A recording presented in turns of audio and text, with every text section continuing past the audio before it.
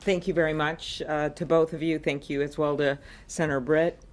I also, like my colleagues, want to make very clear that there is no place for this political violence. And you think about Charlie Kirk's wife today, you think about those little babies that are never going to know their dad growing up.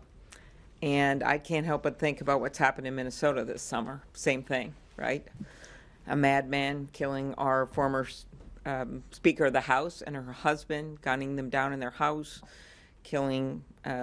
attempting to kill another legislator, 8 bullets through him, 9 bullets through his wife. That all happened in our state. And the next one, I'm going to yet another funeral on Sunday of a little 10-year-old girl named Harper, gunned down. Well, they weren't politicians, these were kids, while they were praying in Mass. Fletcher's funeral was last weekend. We were all there. The manifesto was political. It was all-purpose. The shooter was an all-purpose hater against every side, every which way. But that's what we're seeing right now, and it has to end, and we have to join together to condemn it. So we're here today on another atrocity, and that is these Ukrainian kids. Etched in my memory forever will be the trips that I took to Ukraine, one of them with Senator Blumenthal, but another with Senator Portman, the burned out apartment buildings, the mass graves. It just goes on and on and on. And now you have nearly 20,000 kids. It's one estimate, one is at 35,000, with only 1,600 returned.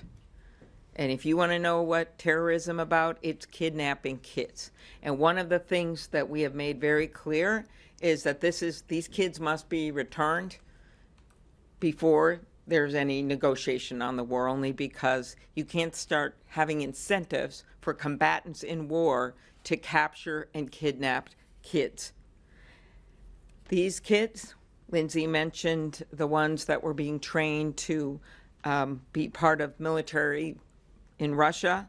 You also have kids that parents, desperate, were told, well, just come to a summer camp in Russia and it'll be a way for them to take a break. It'll be a safe place. And they never come back. You have kids that were taken either in the war zone or more likely in a situation like this when they were so young that they can't even remember their Ukrainian language or the Ukrainian culture. And the parents aren't going to be able to identify them because they were 1-year-olds or 2-year-olds when they were taken. And now they've been there for 2 years, 3 years. That's what's happening right now. I did a meeting with some of the families, Ukrainian families in Minnesota, and as one of the moms told me, Irina, when we met them, she's talking about the one she met, a few that came back, they didn't cry, they didn't scream, they just stared, eyes wide, eyes empty.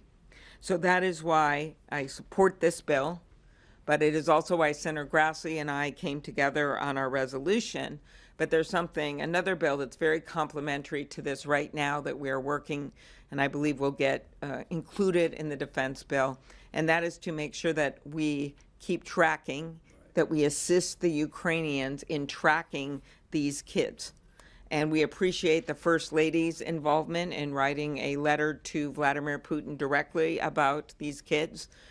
And we believe that this must be bipartisan as we go forward. But Senator Grassley and I are hopeful that this will complement this new bill, and that is that we make sure that as a nation we're continuing to track these kids so that when this war ends or even before it ends, we will know who's out there and as best as our ability where they are so they can be reunited with their families.